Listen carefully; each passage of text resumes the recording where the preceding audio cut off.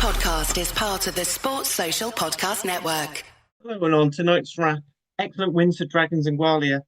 Scarlets and Ospreys do not too bad, and Cardiff and Brython also played. Anyway, that, plus some chat about the Wales squad, all to come. Hope you enjoy.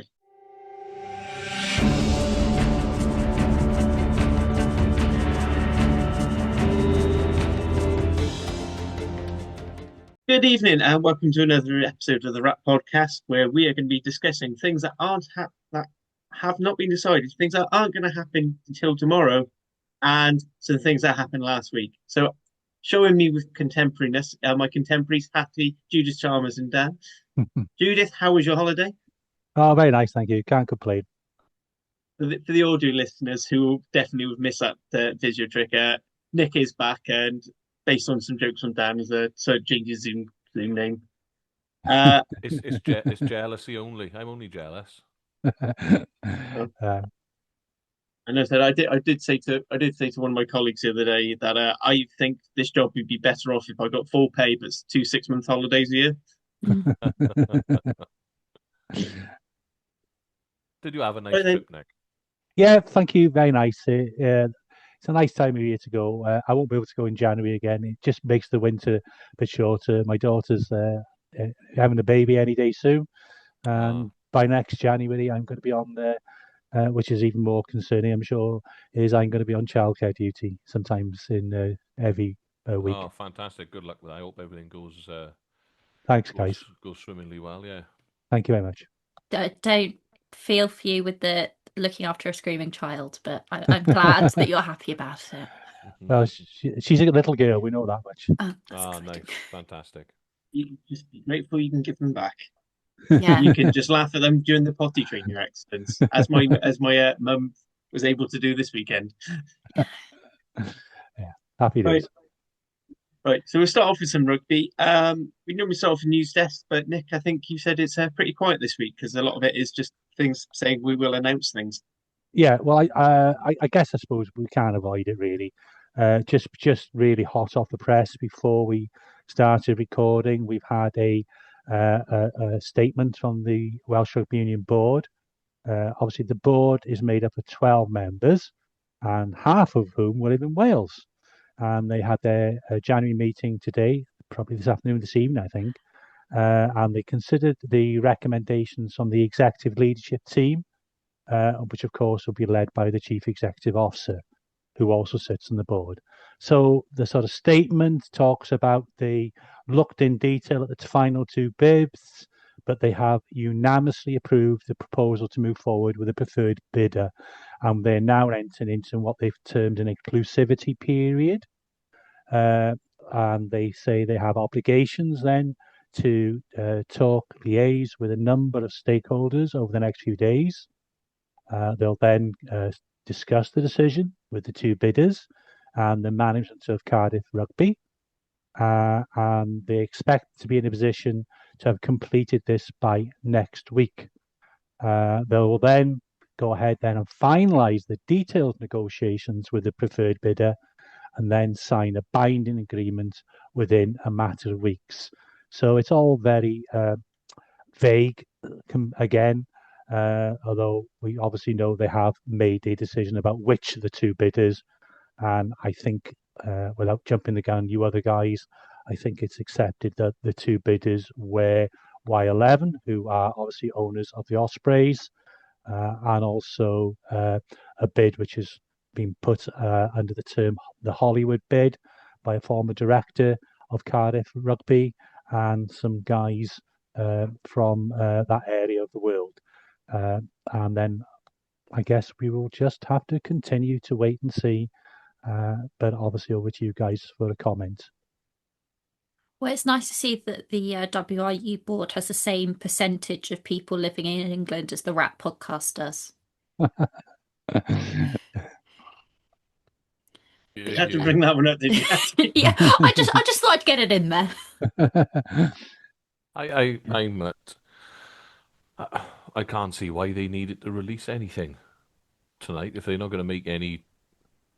We knew that there was a 50-50 chance it was going to be one of them.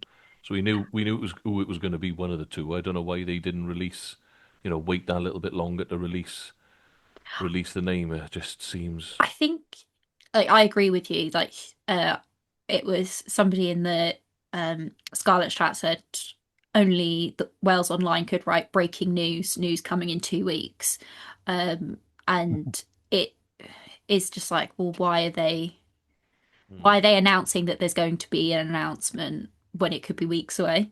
But then I also think that there was so much over the weekend, especially from Ospreys fans who are kind of rightfully so, just trying to say, like, can we have some answers? What's going on? Are our owners actually bidding?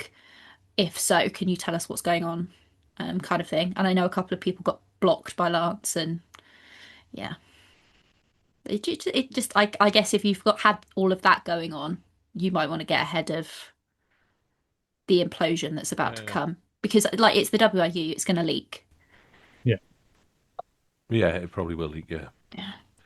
Watch this. The cynic in me screams out it's Y11.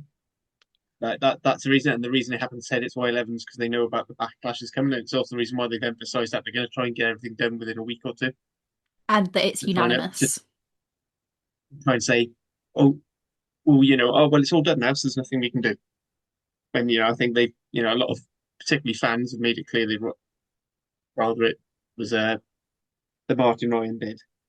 Oh, I imagine a lot of Ospreys aren't thrilled about the prospect of, their major stakeholder buying into another team and potentially moving them after all the work that they've done to try and get themselves into St. Helens, and could end up being for basically nothing. Like even if they do end up with a couple of token games there,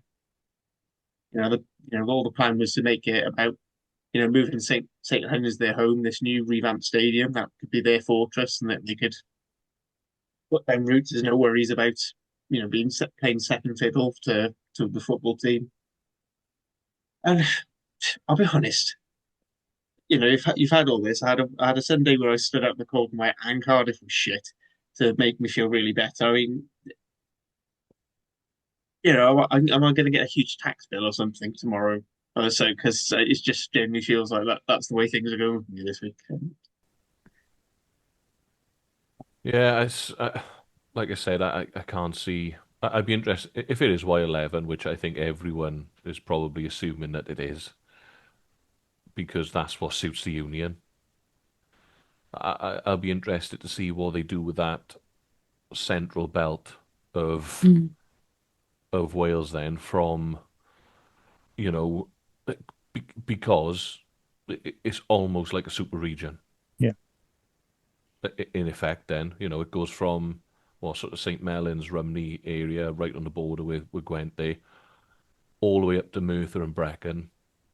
It would then come down across to, your Maestags, your Ponties, and then all the way down the other side. It's a huge, Huge. to Swansea and bordering, Powys, Swansea Valley, Powys. Swansea Valley, Powys, all that, absolutely huge. The amount of rugby people that are in there is massive. So I'd be interested to see what their plan would be to do with it, rather than just make it out of Cardiff, because it genuinely could be a superpower.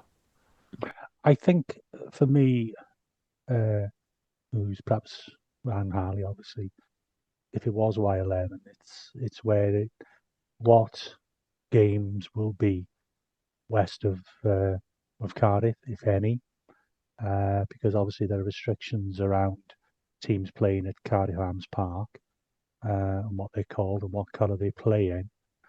Is there going to be some games in Bridgend or hopefully even in Swansea? Those are questions that I would want answered. Personally, I think for Osprey fans, our preferred option would have our preferred option would have keep to 4 teams. But if that wasn't the case, and it was 3, would have gone to a tender process. But if that's obviously unlikely to be happening, certainly if it's Y11. So in some respects, the winners, given they've already said there's going to be a team in Gwent, there's already going to be a team. The winners would be the Scarlets in that process. But we're all losers, basically, aren't we? So I'm not Yeah, I'm not having to go at Scarlett Hattie, I promise. I don't think anybody really, like, nobody's going to win in this situation. It's all shit. Like, you know, it sucks that there's going to be less opportunities, not just like for rugby players, but for like staff and just like jobs and opportunities and things like that. Like I saw the other day that the Ospreys have opened a new shop in Bridgend, so they've now got 2 shops. Like that's staff, that's jobs. It's just it's just really shit. Thinking of it from a business perspective as well with Y11, how do they win? How do Y11 win? Because my understanding is that they're taking on 2 teams worth of debt now. Well, they already put a significant amount of money into the Ospreys, and again, we're surmising. We don't know this for certain, but I suppose you could argue that, well, the other bid looks very glamorous on paper. We have had experience of that happening in Cardiff before, whereas, for whatever reasons, Y11 have been good for their money in the past. So I assume they would look at it that, well, we're already losing money with the Ospreys. We just be losing money with this new team. I don't know.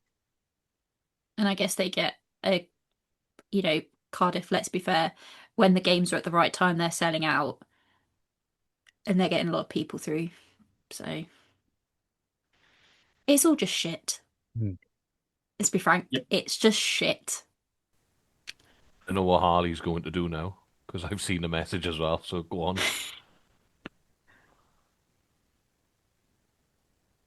The big sigh, drum roll. Oh, what am I doing?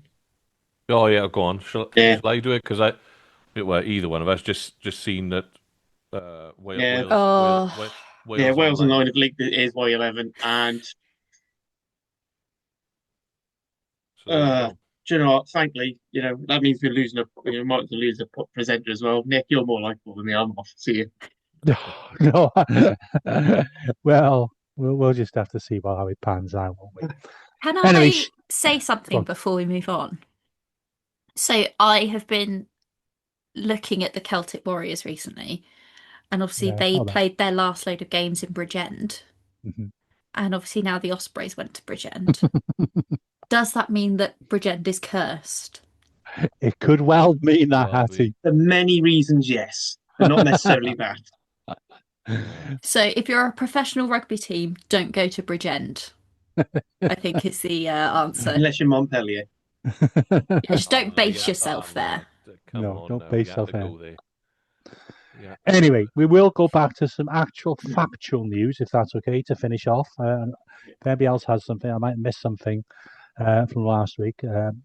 But the last week, and it seems a long time ago now, but the Scarlets did announce the interim appointment of Nigel Davis as interim director of rugby for the duration of this season, which is quite a remarkable comeback for a guy who's been out of top flight rugby for 10, 11 years. A youngster at 60 years old, but he's back in charge of the Scarlets, Hattie. How's that gone down, do you think, with Peel and the rest of the coaches? I think obviously we had the game yesterday. First of all, I have not seen a lot of directors of rugby in the coaching box at the game. No. No, that was unusual, especially screaming at the ref and the and the touch judges. So that was unusual. I think for Dwayne Peel, I think he's probably just happy that he's still got a job. And that, he's been given another chance. In terms of the reaction from everyone else, I think it's been overwhelmingly positive. I don't think anyone's, upset about it. A couple of people have made comments about. I saw somebody say it's the Manchester United of rugby or something, and like just random things like that. But I don't think haven't seen a single Scarlets fan that's upset about it. Well, look, Can I just? Sorry, Nick. I was just going to say, if it don't work for Nigel, see if Gareth Jenkins is available, and if he fancies it for next season. Honestly, like how we were stuck in a situation. Who's going to come in and take over that job for? But at last week could have been a couple of weeks, like could have been a couple of months. Yeah. And who's going to come in and actually like know the coaches in that system and things like that? Like, it was probably the best we could have had in Picking that up on your scenario. picking up on your point, Hattie, around the coaching group together. Mhm. That was very, to me, I think that was a deliberate act, because in the other games, Peel for me has looked a bit of a lonely character, He's been maybe sat on his own, and with the analysis, the analysis guy, but it was very noticeable for me that other than I've got his second name, Emir, the ex-hooker, who's I think does a bit of forward work, all the other coaches, including Bradley Davis and so on, were with Nigel, and to present a united front, which I thought was a positive look for the Scarlets yesterday. yeah, and I think even like in the warm up, we were saying before the game when we met up that it was more coaches on the pitch we've seen in warm ups than we've seen in a very long time. So I think Big Nige is in there cracking the whip and making them do what they should be doing. It takes I pressure off. personally think that it's going to give you a little bit of new coach bounce, maybe, but I don't see what else it's going to bring. If I'm honest, I'll nail my colours to the mast. Similar to what I said last week, same group of players finished 8th, same group of players qualified for the Champions League, same group of players were the best team in Wales last season, more or less exactly the same. The boys that have left, they've replaced, and this is the sort of performance that they've given the head coach this time around. I don't know. I think there needs to be a bit more accountability on the players' front rather than just on Dwayne Peel's lap. Yeah, I see what you mean. I think it's a bit of everything. Like, I think the coaches did need a bit of a shake up. I don't think Dwayne could make them take accountability, if that makes any sense. I don't think he was a strong enough leader in that aspect. I think he needs a bit of direction. We had Lee Jones in there doing that, didn't they? I don't think that was working, to be fair.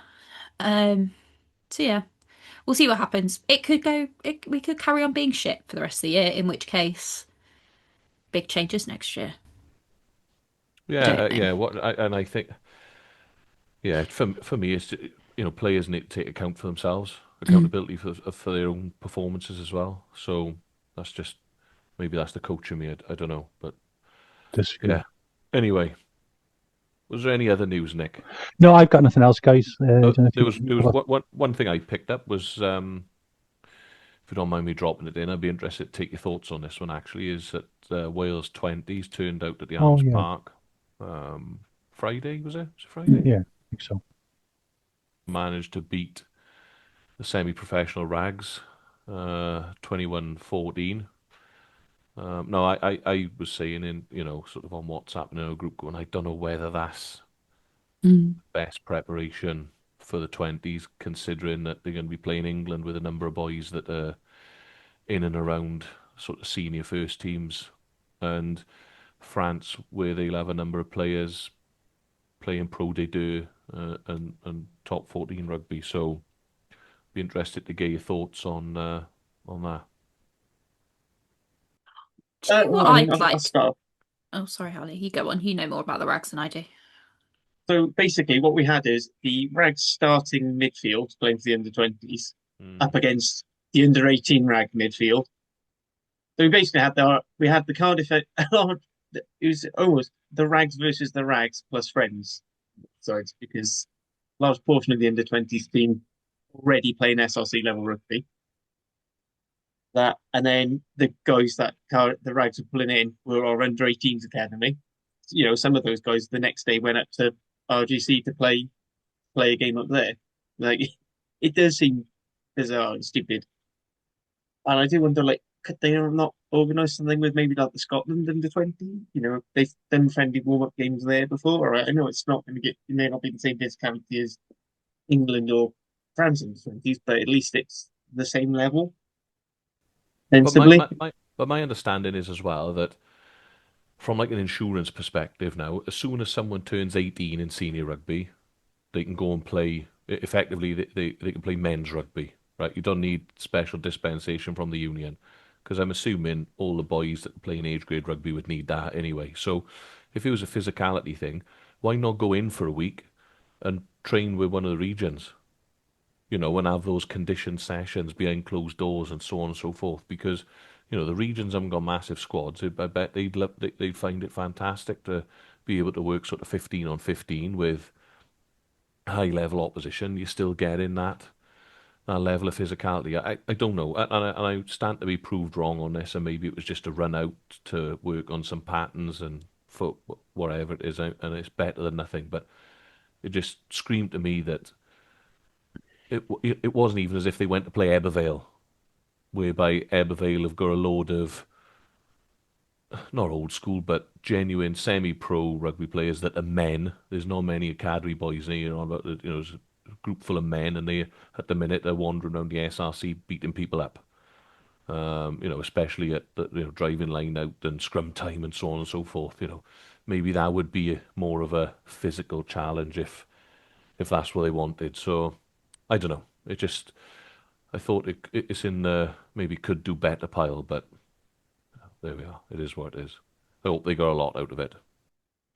I was going to say I would have liked to have seen them play, like, if we're talking like physicality, but also I understand why you wouldn't necessarily want to play like Scotland under 20s, because you're playing them in the Six Nations, etc., and you don't want to give stuff away. But like Portugal, Georgia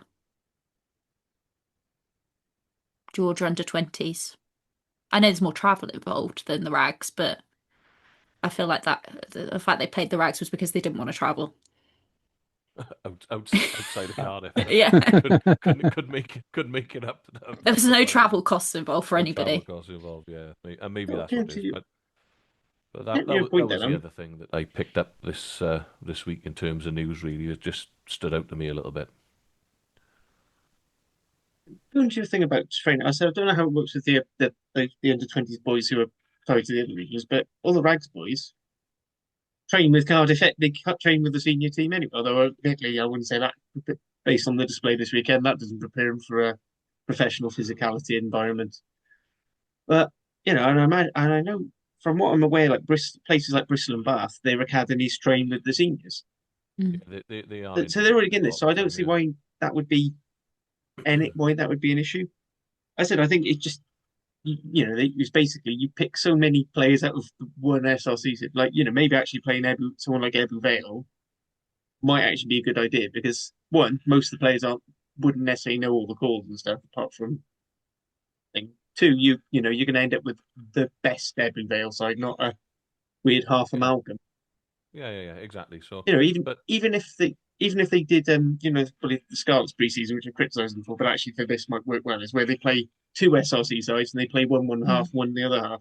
So you're playing it's basically even under fatigue, you're playing a fresh team. That I could see where that's a bit more. Like I said, for some of them, it may just be nice playing it, having a good hit out against a 15-man opposition. I feel like sometimes, at least from experience, even at shit levels of rugby, when your opposition's only got six people in, it's really easy to think, oh yeah, our attacking plans are working really, really well. We're finding the space, and it's just that four of us have been there to do a soft competition at the line out, so there's no way we can get round to the wing. Help the two people out in the midfield. So that's my justification for that. But I agree with Dan. I think it's a bit bizarre, and I think they're better. But it'd be better than if we got to the first game of the Six Nations and gone, so what have the under 20s done to warm up then? yeah, oh yeah, absolutely. And I'm not saying that it's necessarily wrong. I'm just saying it stood out as being a little bit wishy-washy, if you like. But I hope they got loads out of it and they have a good Six Nations. So there we go. We can move on. So I think the only thing I've seen really are signing rumours, and might as well leave them till they actually come I out. know. Yeah. Although it does help with the one curious rumour where Chris Jones are apparently signed to both the Ospreys and Cardiff. I think we may have our answer. Yep. Anyway, so we'll move on to this weekend's action, and we are going to kick off with the Dragons. they were the first up to play. Dan, do you want to talk us through what, frankly, was a much more dominant win than even the scoreline suggests? Look, for those that haven't seen the results, the Dragons won at home again, which I think is the fourth win on the spin at Rodney Parade, at Fortress Rodney Parade. And it was 35-12. And I would say it was almost a routine victory, really, for the Dragons. The one thing that stood out to me, like I brought up last week, was that in actual fact, it probably does show the gulf in the depth within the squad, because to go away and lose by set and ship 70 at Benetton, albeit away from home, but it's just a game of rugby. To ship 70 points to then come and turn over Newcastle 35-12, I thought was a fantastic turnaround. And the stats speak a thousand words, really, in that territory was 73% to 27% in favour of the Dragons. And we edged possession as well, 56 to 44. So on the whole, it was a dominant performance from the Dragons. Set piece went well, scrum and line-out was good. When we had to, we defended well as well. I thought Ben Carter coming back into the squad particularly was outstanding. The time he gets in the tackle by wrestling people up, doubling up on collisions, helps fantastically well to slow that ruck speed down and allow teams to fold. I thought bringing back in an Iron Owen and Finney and Issy as well also helped our defence in that they were marshalling it better, numbering up better, and our line speed was much more aggressive also. So, for the young lads, I think there is some good tape to watch there, and for them to have an opportunity to learn from those boys. It was the usual performance from the likes of Aaron Wainwright and Harry Keddy, and now also Rob Hunt. Rob Hunt impressed me again. I thought his scrummaging was good. He carried the ball 9 times, and pretty much always gets us some good gain lines. So on the whole, I thought it was a really good team performance. The Dragons were very worthy of their win. Scored some lovely tries in attack. It wasn't just relying on the rolling maul. There was a crossfield kick for one. There was a nice play where we've gone at the back of a pod of forwards to Angus O'Brien, who sprayed the ball wide to Finney and Issy, who is multi-threat in attack, really. He's got the ball, he's got a bit of speed, a step, ball in one hand, and is able to offload. So back inside to Rio Day at the finish. Rio Day scored from a nice trick play as well off the line out, so that was pleasing to see. And we were able to muscle over for 1 or 2 as well. So on the whole, really pleasing game. The Falcons, they're not the Falcons anymore. They're the Red Bulls. The Newcastle Red Bulls only scored from 2 errors. They scored from an interception, from a drop ball, and then a crossfield kick when Shea Hope had.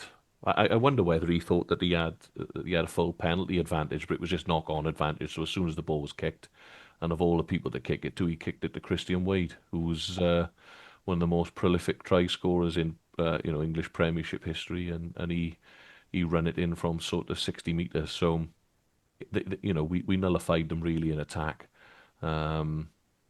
Set piece was dominant at times. We milked a couple of scrum penalties towards the end, and the one player really I think that I'd like to tip my hat to, who's named man of the match on the night, was Angus O'Brien.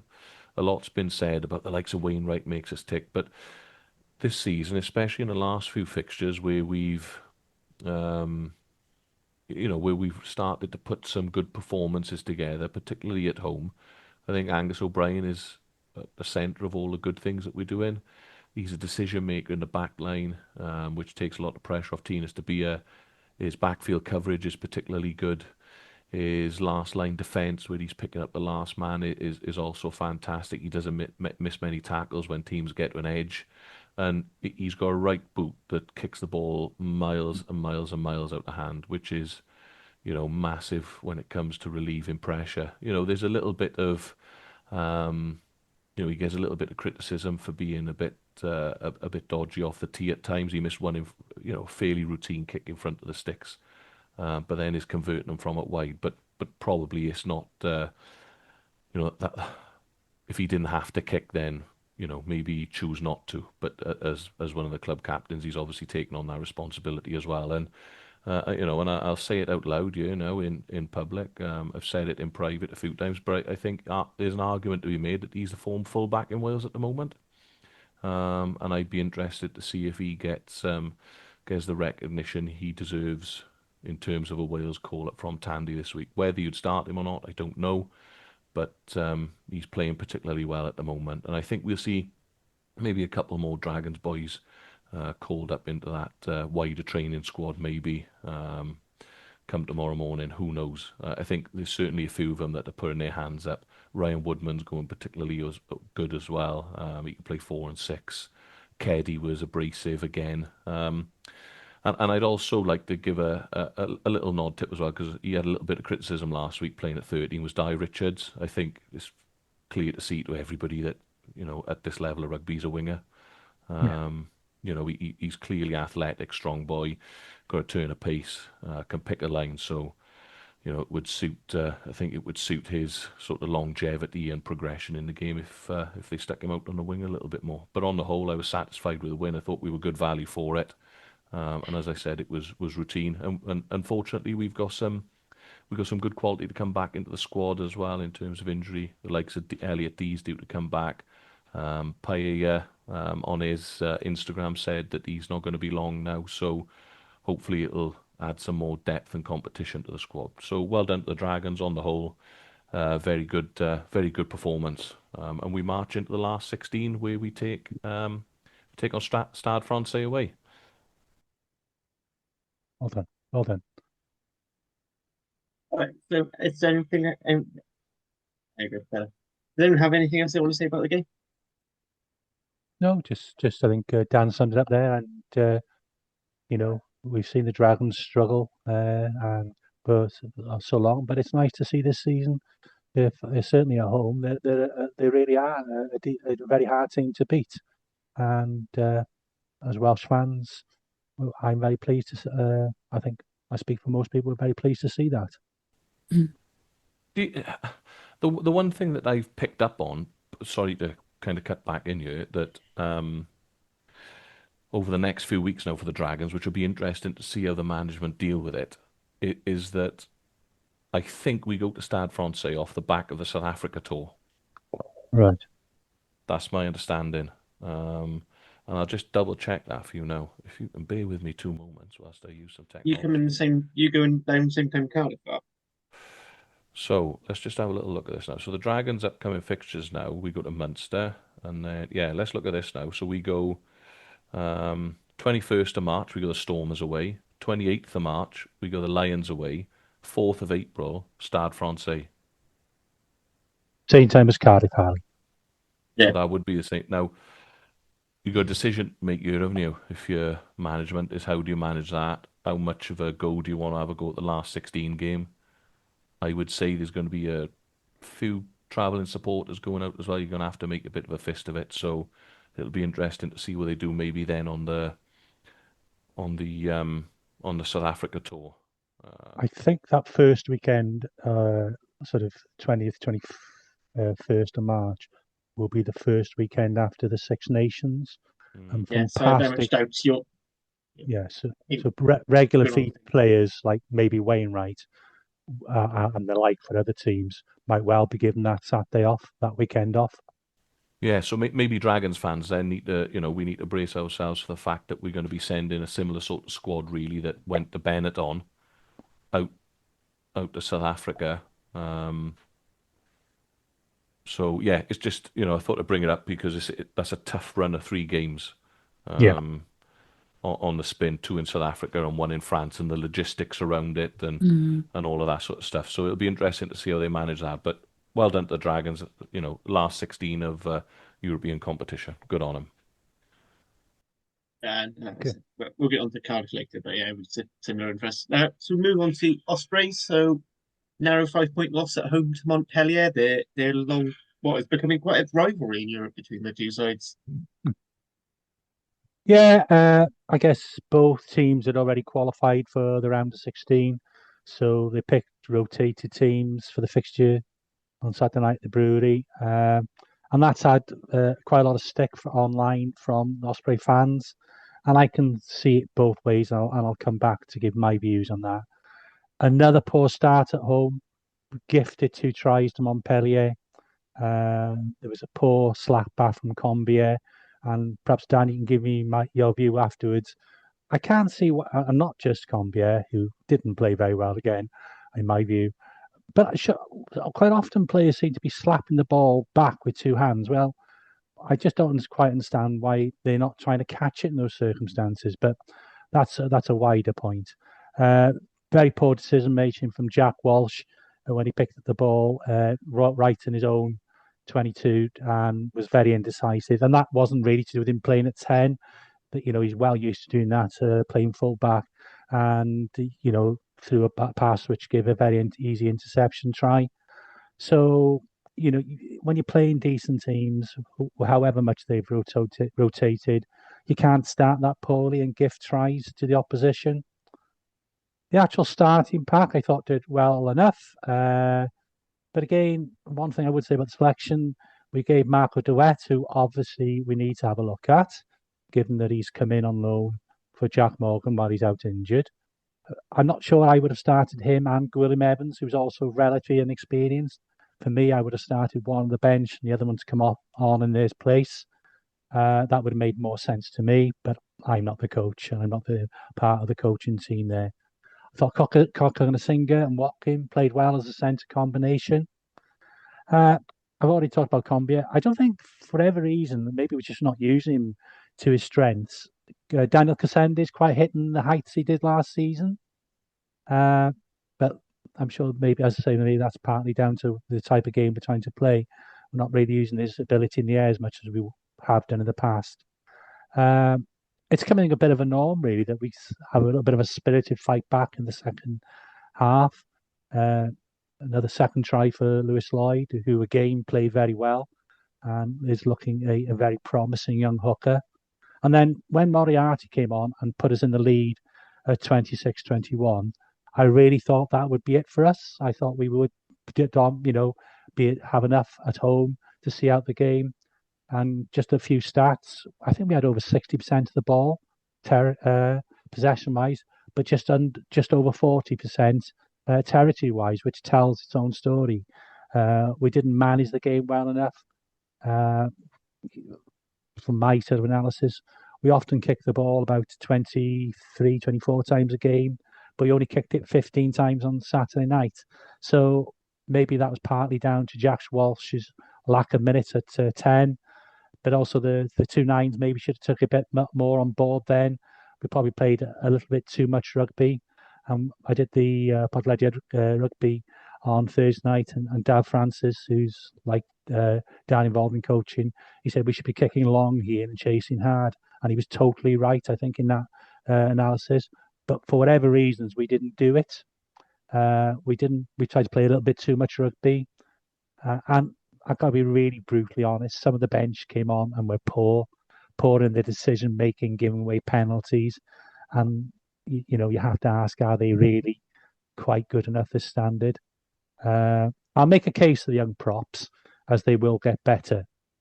But again, had we had perhaps a stronger bench, and for example, 10 minutes from Dewi coming in at hooker,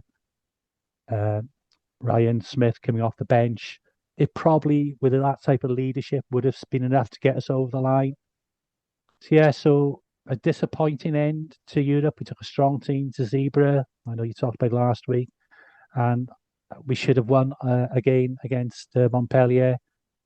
So as I say, I do understand. I will make a case for the coaches about rotating. People banged up from some very physical games over the Christmas and New Year, but and the need to give some fringe players some chances. But when we come to talk about the rest of the season, I think we should be just picking our strongest 23 available every game now, because we go to Belfast Easter weekend. That's going to be a tough ask. But even so, I make the same point. Pick our strongest 23 available every week now. And if some of the fringe players don't get enough minutes, and perhaps are unhappy and want to move on, so be it. I think as fans, we deserve to see a team that's going to compete well and hopefully win more games. And whilst it's good with in developing players, I think most fans want to see a team that's got certainly going to be winning the vast majority of the games at home and being very competitive away. So it'll be very interesting seeing how we reflect on another loss at home with 3 very important games now for us if we want to finish in the top 8. We've got 3 consecutive home games, which we'll talk about, one against the Lions next Friday. And then obviously we got Dragons, and I think we got Ulster during the middle of the Six Nations. So it's make or break time for the Ospreys season now. So I was quite disappointed overall to come out with only 2 bonus points. Yeah, I do have a question for you, Nick. You said that you felt that the team that went out to Italy were a much stronger side. Would you have preferred if they'd done that the other way around, so played the stronger side at home and the weaker side away? In hindsight, yes. Yeah. I think they made a decision, and I'm sure they make decisions a few weeks out from all these games. And somebody like James Fender, who I had a brief chat with him in one of the games, was quite disappointed not to have featured over the Christmas and New Year. So he's obviously, I would think, been told, well, you've got the next 2 European games. Not that he had a bad game. I don't think he had a bad game at all. But I think some of those decisions by all coaches of all teams are made a little bit further out. Ultimately, we weren't good enough. And even with the team we had, we should have won that game, and we didn't. I'm just still stuck on you saying that you actually used your loan signings. I didn't think we were allowed to play them because that seemed to be the Cardiff approach so far this season. Yeah, well, there's a case in point. As I say, there's an opportunity if there is an Ospreys in the future for this young lad from South Africa to pick up a permanent contract, isn't it? So I do understand why you wanted to have a look at him. I totally get that, but again, I would question: should you have started them both? I know Moriarty had been poorly apparently, but it maybe it wasn't a case of starting one with Moriarty at 6 and making a change, with 50, 60 minutes. But there we are. It's hindsight now, and we lost again at home.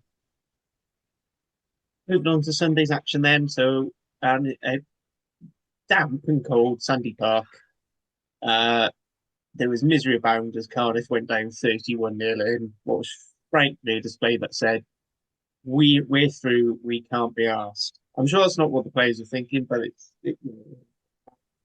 I'm going to go through the positives first. So, nice to see Tom Cox will make a senior debut.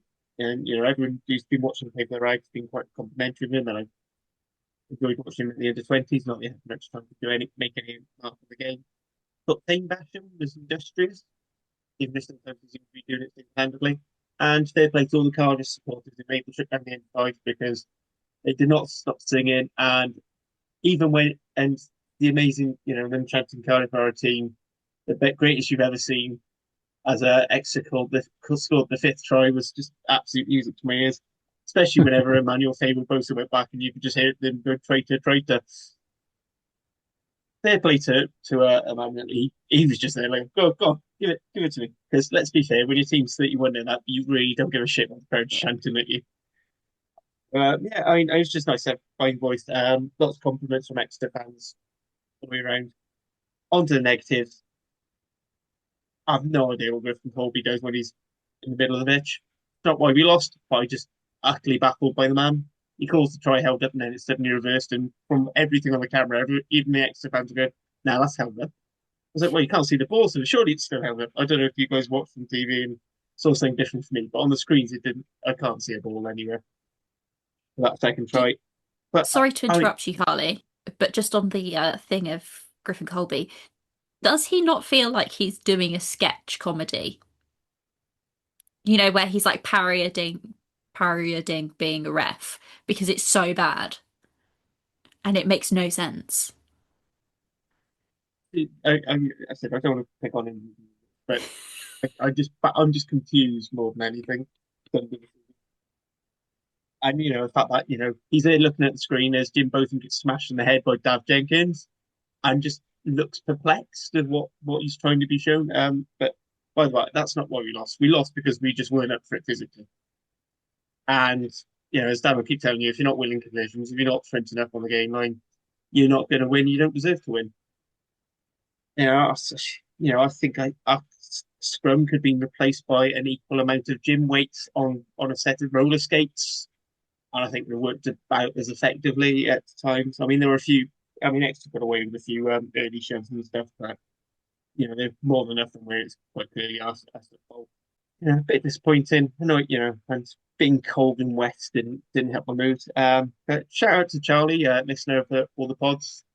To paraphrase him, said, "Yeah, I listen to all the pods, apart from the Ospreys one, of course, because I can't be seen to cross the enemy lines. Not That's not an issue with the quality. That's aged well. That's it, sure. Yeah. Well, he might be That's listening to it soon. We'll see. I said, I mean, what's another pod? What's another Ospreys pod for Cardiff Central join in? Yeah, exactly. See, that's what Yeah, Y11 haven't thought about. They haven't thought about all the Ospreys pods. they're all going to have to merge. I know. There's only one original. We can have a West Cardiff Central region and an East Cardiff Central region. or in true Cardiff spirit, it should be North and South divide.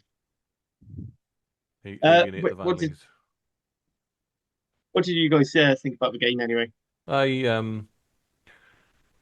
Well, I tell you who I will give a nod tip to is Tom Bowen. The try that never was a fantastic finish. For me, he's got to be you got to invite him into the Welsh squad. He's got that little bit of X factor that Mason Grady. He was playing alongside Josh Adams previously. They brought Mason Grady back in, understand to go rotate things, etc. But he's just offering something a bit different at the moment. Needs to work on his aerial game, granted, but he's box office. When he gets his hands on the ball, something else happens, and then ultimately, I think you sort of went the way of the Dragons the week before. Really, I think Van Ziel made 10 changes. And unfortunately, I think everywhere you look, our squad depth is being found out, isn't it? Some more than others. That's the reality of it. Dragons a week before make a load of changes, ship 70 at Benetton. The Ospreys make some changes this week, come unstuck at home. Against a French team that French teams don't stereotypically travel that well. Cardiff make 10 changes, didn't fire a shot, couldn't score a point. You got nilled. That's the difference at the moment, and for me, it's clear that the pathway has been broken for such a period of time that we've not been able to cater, to cater for that depth, and yeah, it's a sad state of where we are. I think everyone can see that when we all go as fully loaded as possible, if we could put out the same 23 to 30 players every week, we'd do okay.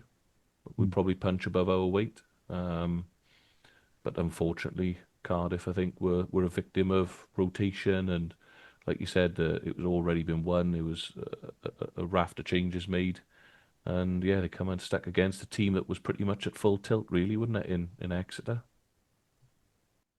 Can I just give a shout out for young Tom Cottle, who I think is still eligible for the 20s this year. Yeah. He's still in the squad. So obviously he's put out of Friday night's game to go to Exeter, and he did well. Former Ysgol Castell and Mold Rugby Club player, and I think he took a couple of lineouts that he came on, and he took a couple of lineouts. So yeah, good on him, and wish him well on his professional career. Yeah, good for him. That's one of my highlights. So anyway, the whole team tries, and it's a 15-man maul, and we still can't get in. And Exeter have plenty of players out wide to defend if they do break away, and it's just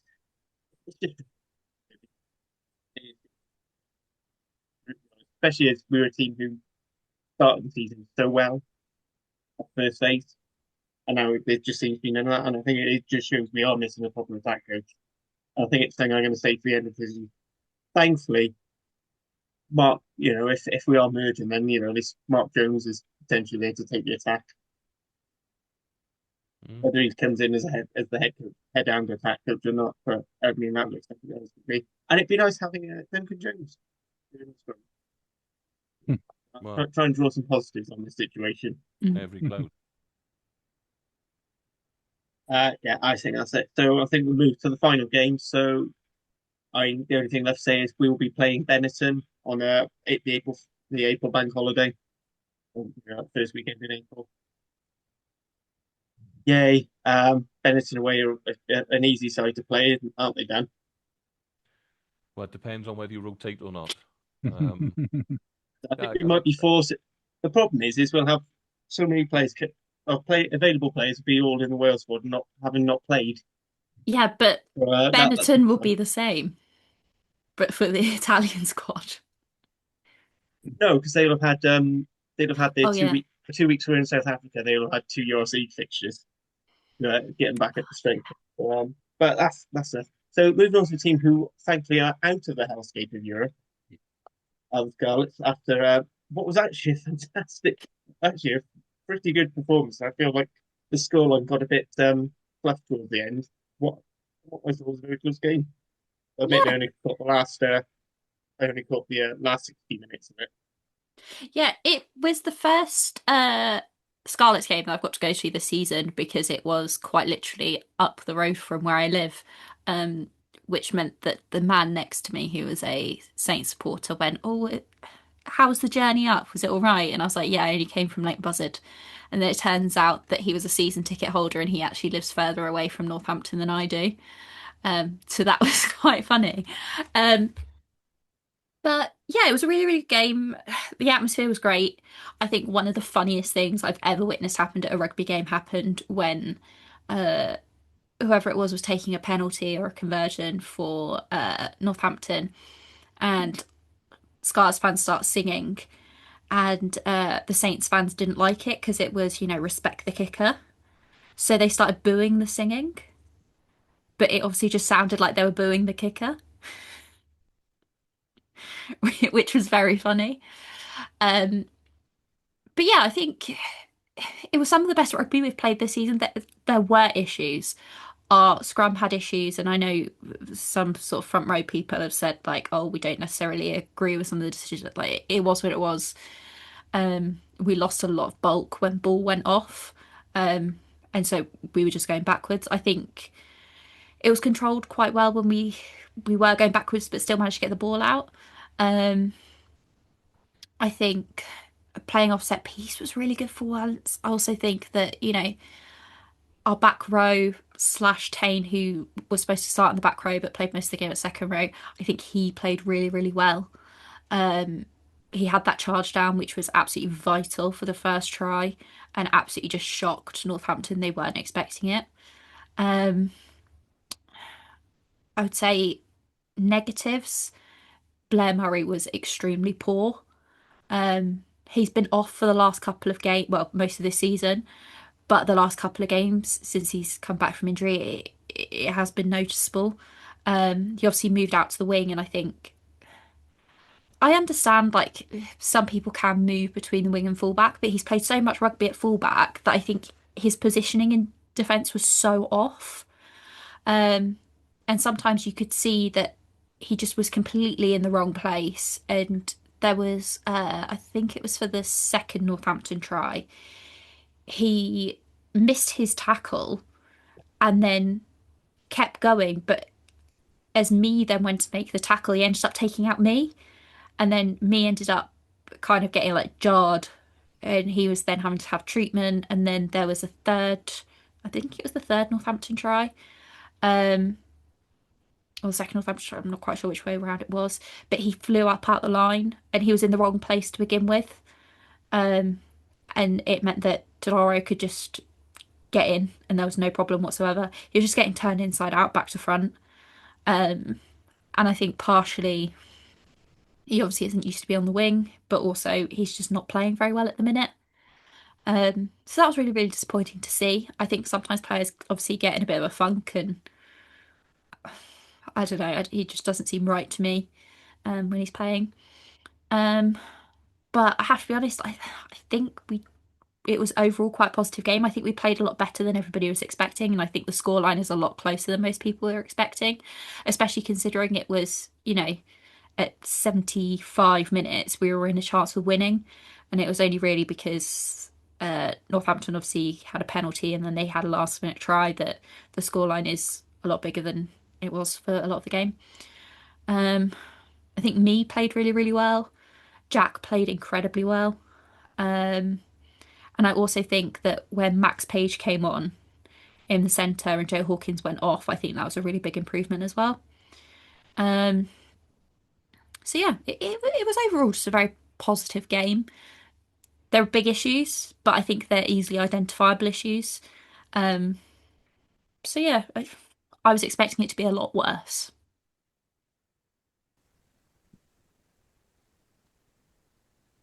I Yeah. don't know what you guys thought. Well, I thought that, for me it was no coincidence Costello coming back into the team again, as we talked about in terms of depth, made things tick a little bit better. You only got to look at the results before they got injured. 23-0 against Glasgow, the game that they should have won against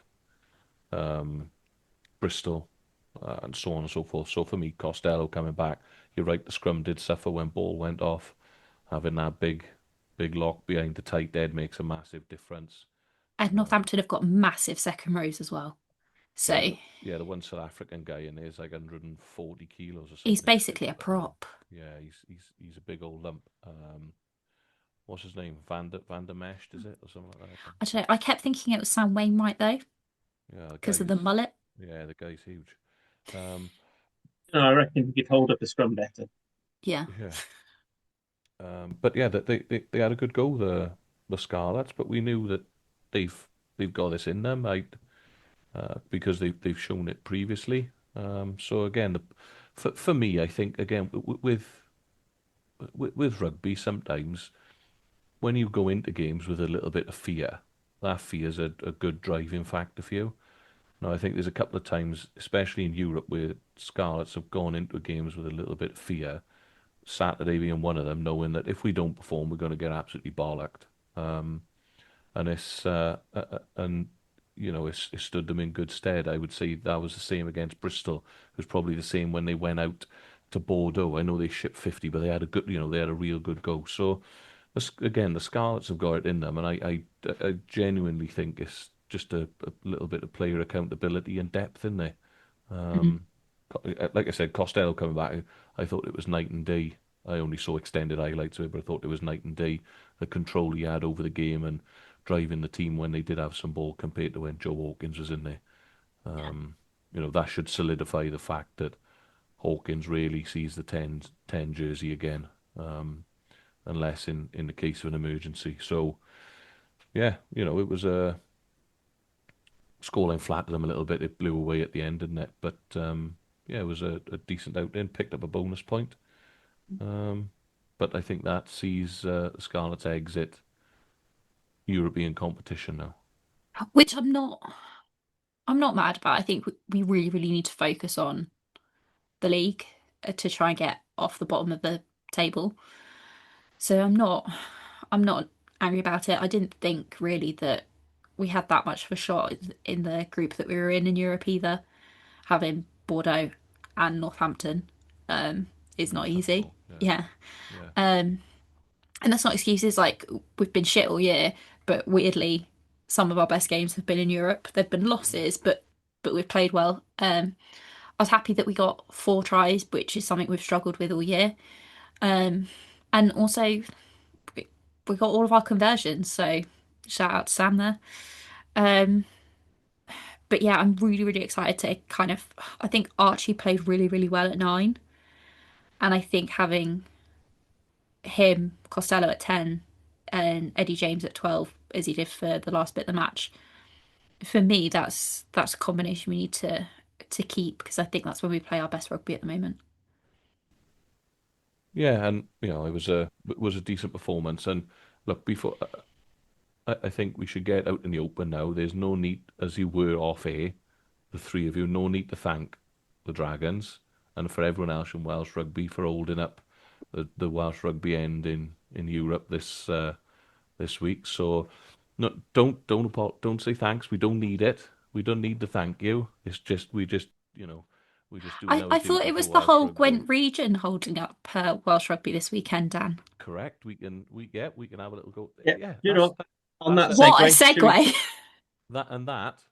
That is how good rugby and Gwent is. Go on, take it away. Right, so we move on to the Celtic Challenge. And should we start chronologically, which means we start with the good and end with the shit? Well, The Eagles' choice. we Yeah. started with a good and ended with a shit when we did the men's game, didn't we? Yeah, So fair enough. there you go. So Saturday saw a Gwalia home game. I believe it was their first actual home fixture at Astrobonic, which was And very, And where yeah. is Estrad? Where is it, Dan? Where is it In indeed? It's in Gwent. Here we go. Come on. Um, so we had a woman on the ground. Shard from Women's Rugby Treehouse was up there, obviously, in her Gwalia Lightning shirt, along with their sister Sarah. And those shirts then got a mention on BBC Wales, so we were all very happy about that. But yeah, 31-17 over Edinburgh. Edinburgh have been a really improved side this year, so I was about to say that the games have been a lot closer, but I'm going to ruin that when I get to the Brython game. I was really, really impressed with Nikita Prothero at fullback. This is the first time she played fullback for Walia. I believe she made her debut in the last game or the game before.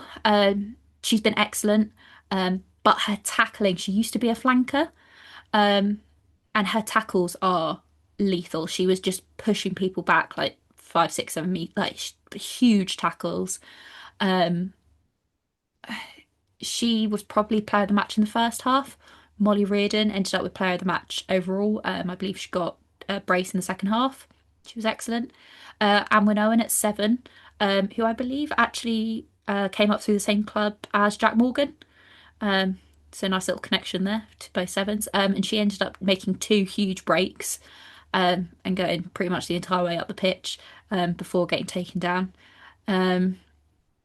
And then Lily Hawkins, I believe she's like 17 or just turned 18. She made her senior rugby debut at 9 and also got a try. So that was good to see. And then slight negative, the tempo was a bit off for most of the first half before Lily Hawkins came on. But there was no Sian Jones, she's out injured. So to be expected when you've got somebody with a little bit more experience like Sian, she controls the game quite well. And then Jenny Hesketh had a chance at 10, which I've not seen before. So it was a really, really good game, trying out new things, trying out new combinations, new people, pretty fresh caps, things like that. But yeah, it was a really, really good game for Gwalia. Moving on to Brython, 69-0 loss to the Wolfhounds up in Belfast. And where are they based again? Sorry, just for people that don't know. They're based out west. Thank you, Dan. Yep. Thank you. For reference, if you don't know anything about the Celtic Challenge, the Wolfhounds are back-to-back champions. They've lost 1 match ever and drawn another, and both of those were against the Clovers, which is the other Irish side. So far in the 3 games prior to this, that Brython and the Wolfhounds have met, 41-10, 48-0, and 57-5. And Brython also lost 94-7 last year to the Clovers, as I said, the other Irish side. So it's hard to go out to Ireland, deal with the Irish refs, as we know in the URC, but to do it in the Celtic Challenge is a bit tricky. Having said that, Brython just weren't up to scratch. I think there were certain players who just did not have a good game. I think Gwen Crabb had an excellent game. I think she controlled the game really well as captain and dealt the best that she could. I think Cecilia had a really, really good game. She hasn't been getting that much game time at Gloucester Hartpury, so she came in and got her Brython debut. Thought she played really well. Our scrum absolutely dominated, but we just didn't do much with it, which was a real shame. Discipline was an issue. Lisa Neumann ended up with a yellow, I think, for like cynical play and a penalty try. And then there was a red late in the second half for head on head, which it was a straight red. I can't argue with that. But again, I think it was discipline, and I can't even say she was knackered because she was a replacement. But yeah, it we were outclassed. Is what it was. One thing that I have found quite disappointing is that like the Gwalia win, no social media buzz at all. They're second in the league and nothing's really been said. And then obviously the Brython loss kind of goes a bit viral and there's loads of comments that are obviously all negative. So yeah, it's just we have a really good game and then we have a really shit game. Um, but yeah, I don't know if any of you managed to catch either of the games. I caught up on some of the Gwalia stuff actually, and Mm. um, and I think they're going really well. I think they've got Mm. a good mix of youth and a little bit of experience thrown in there as well. Um, from my limited knowledge of the squads, the set piece is good.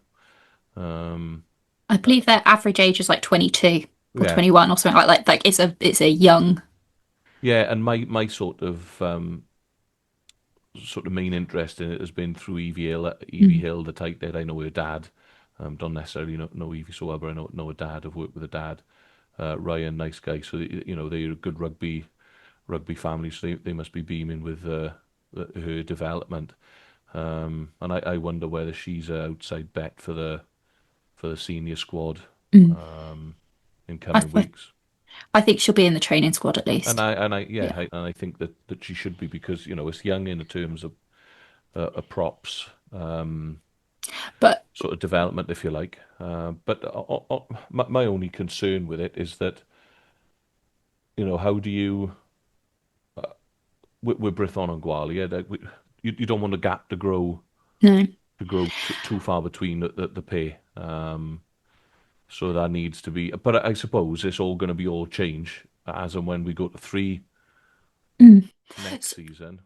Um, so I I think there is a fundamental issue with Brython and Gwalia, and that is that the head coaches for both are the assistant coaches for the under 20s. mm, So Catherine is the head coach for Gwalia, and she gets on with the players really well. A few of them are in her under 20s squad and in the pathway. A lot of them have played together at Cardiff Met. They're very much a very, very tight squad. With Brython, they're a bit more dispersed in where they're coming from. We seem to be bringing over quite a lot of players that are not getting game time in England to try and improve the quality of the squad. So, like Cecilia's come in, um, Lisa Neumann's come in, things like that. I don't think that Ashley Beck is a good head coach option. I think he should really be focusing on attack, which is what he's good at. But I think between him and that there isn't a lot of support staff beyond the head coaches, and I just think it's just the wrong combination. I think there, and he's just not getting the best out of the players, and they're not getting enough time together. But whereas with Gwalia, they're used to playing together. Brython don't have that. So yeah, whereas Gwalia are able to build on it, Brython are.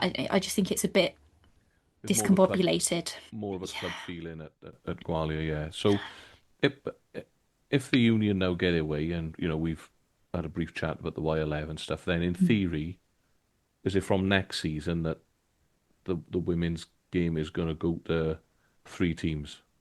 No, it will stay at two. It's going to Um, stay at two, is it? Because my yeah. understanding was they wanted each professional club to have a men's and a women's team. No, so from what I understand, it's going to stay at two. And part of that is because of the contract with the Celtic Challenge, Oh, where fair enough. each country has two teams. Two teams, yeah. Um, so I think the three, or the possibility of having three, came from the fact that Ireland really want to go to their four provinces rather than have two teams. Um, but no, I from what I've heard, it's staying at two. Okay, just be interesting to see how that sort of works and thrashes its way out over the next sort of over the coming years, really, because there's an argument that three gives more player opportunity, but then do you water down especially from a Gwalia perspective. Do you water down the sort of talent that they got there? So it'd be interesting to see how they do in coming weeks up against even more so the Irish opposition. I think they've got the Wolfhounds and the Clovers to come at home, haven't they? Yeah, Yeah. and I mean, I think the Clovers are. It was a very, very close game in the first week when Gwalia went away to the Clovers. Yeah, I lost think, by 4. yeah, I think Gwalia can get a win there. The Wolfhounds are a different story. Like the Wolfhounds are, that's a super team. Mm. Like they're hard to stop. So I really can't. I'd love to see it happen, but I don't know. It's like Leinster on speed. Yeah, yeah, yeah. But yeah, I suppose it was a tale of two halves then on Wednesday, Yeah. and again, Gwent and holding the Welsh end up. No need to thank us. No need to thank us. It's all good. We're here for It was this just one your turn, one Dad. team. We all have to take turns being the hope, We'll being the have to hope, take and turns. it's after a very long hiatus, we finally let you have a go again.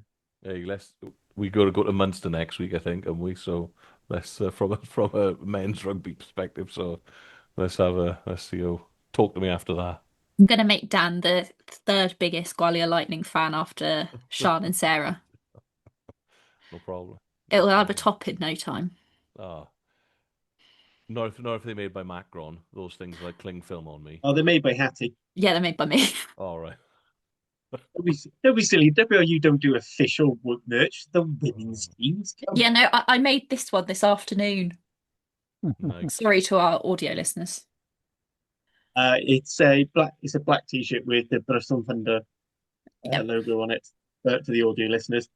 Um, yeah, I mean, one thing Dan was saying about like potentially each of the pro sides having their own team, it would be nice if we copied a little bit of what Ireland do. Where obviously they have their interprofessional, Yeah. but they have an interprofessional championship, so they basically use those players plus their Ireland internationals to speak to their squads. It would And be a that's why nice and they're sensible way of so doing it. like I think that's why they have so much like just depth and everything else. Like they're pushing these players through and they've constantly got that next thing to work for. Whereas like for a lot of the Gwalia and Brithon players, like they're maybe playing at uni and then they're going away and play like it's not the same. Like that there's just a level of like when we talk about professionalization in the women's game, it's not just paying players. And when I say paying, they're paid basically nothing if they are paid, but it's professionalizing like the way that the team is and like the coaches and the facilities that they have. And I think that's something that both those teams need to work on. That's the biggest part of quote unquote professionalism is what whilst the paying the players is the nice thing without everything else underpinning it. You can pay them £1 million a year. They're still going to be, they're still going to have a lack of S&C, a lack of medical, a lack of nutrition, a lack of analysis, a lack of first class coaching, all the rest of it. So unless you, like we've been speaking, it's all about pathway and underpinning, the needs of the players and the coaching staff with proper support. So we could be here for hours talking about that. So quick, Harley, move on. Yeah, so we could be here all night with those games. So let's do some very quick previews. So, Evan, just a couple of minutes on your team. So, first up, Ospreys are hosting the Lions. Nick, how do you think this game's going to go for you?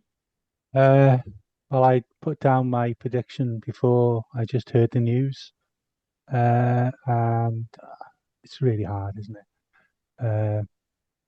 How the players are going to react, staff are going to react if it is the Ospreys going, which seems to be more and more the case. If we can put up a decent performance and the crowd, hopefully will give them some support. We could beat the Lions. Lions are an improved team. I think they haven't lost in 2026. I think they're 2 places above the Ospreys. Yeah, we could win it, but it's just the emotional reaction to the news, really. And whilst I might have said at one stage the Ospreys would come ahead but win by a score, 6-7 points. I know we want to do it for the prediction league, but I wouldn't be at all surprised if it has a real negative impact on the team and we end up losing.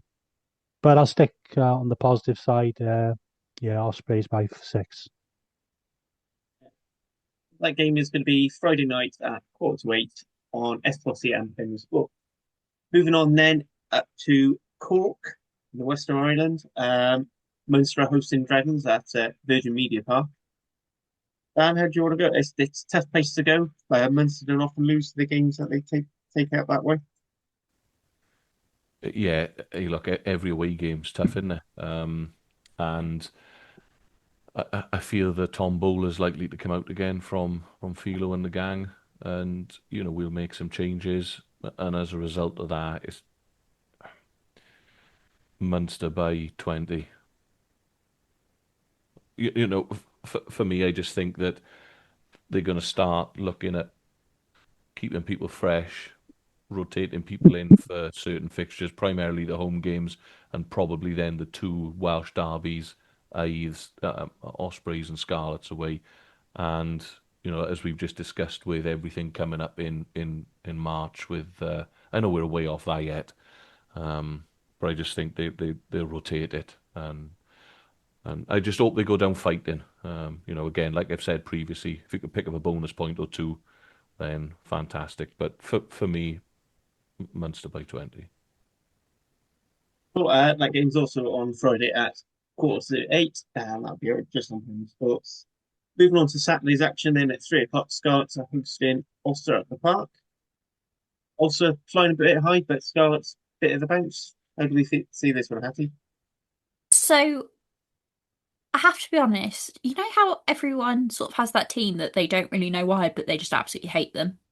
And there's not really much of a reason as to why, they just really dislike that team. For me, that's Ulster. So in my head, I'm delusional enough that we're going to beat them. They're obviously doing really, really well. And I know most years people say, oh, this is Ulster's year. And this is the one year that people haven't really said it. And weirdly, it is the year that they're playing really well. They are playing really well. I don't know. I feel like hopefully by this weekend we've bedded in a little bit more. If we put out a backline that I think works, and maybe rest some of the players that are going out on the team sheet by name rather than current performance, I think it could be closer than expected. I don't know. We're so random this season and it makes no sense. We've beaten people we should have not beaten, and we've lost against teams that we shouldn't have lost to. So Where's it being played again? at home. Yeah, it's at the Park. Yeah. If we were away, I'd absolutely be sold that it'd be Ulster, but I don't know, it's like home and For every Welsh region is playing it, for me it comes down to selection. yeah. If the Dragons decide to go fully loaded out the Munster, I change my prediction a little bit. I just can't see. And if Scarlet's going to make some changes, same for the Ospreys and Cardiff. That's how much of a knife edge I think that when we've seen that in recent weeks, is the proof's been in the pudding. It's on a knife edge for selection. So I think yeah, Ulster would go into it as favourites. Hattie, I agree with you completely. But if you go fully loaded at home, there's you've got Costello back. There's no new coach bounce, all the rest. There's no reason why you can't turn them over. You did it with Glasgow. Exactly. We did it to Cardiff. Did it to Cardiff. There you go. Sorry, Harley. What's the point in bragging about beating a team that won't exist in a few months? When you hear about the car sprays, that'll be all those records will be gone. As long as the shirt's got black feathers on, might be blue and black. We've got to have some feathers on. Actually, you could maybe design a new shirt for us. I was going to say their shirts are already blue and black, but we could put some white feathers on it.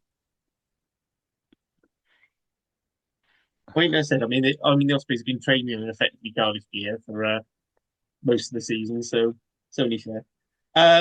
Moving on to the final game, so Cardiff Benton again, Premier Sports. So our customary slot of 1:45. Always have the first game against Benetton. I don't know how fully loaded they're going to go before they lose some Italian internationals. Won't have as many as they had in the past, with lots of them picking up their contracts in France.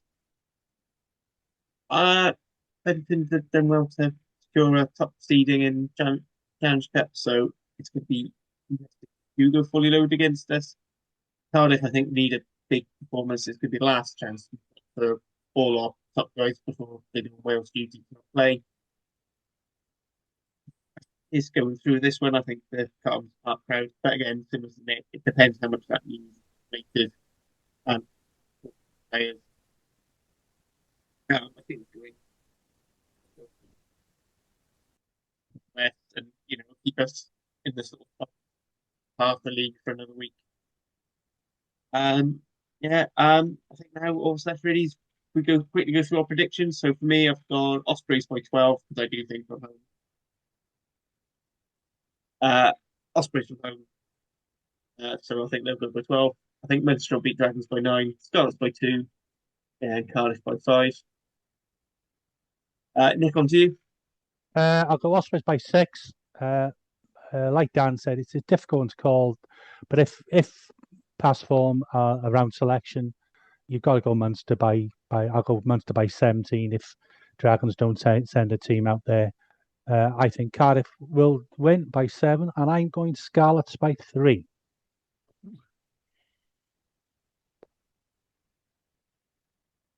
That's good. Right, Hattie, on to you. Ooh, I'm going to go Ospreys by 9, Munster by 14. Sorry, Dan. I'm going to say Scarlets by 2. It's going to be a nail biter. And I'll be nice. I'll say Cardiff by 5. Listen, last but not least, Dan. So you sticking with your Munster by 20?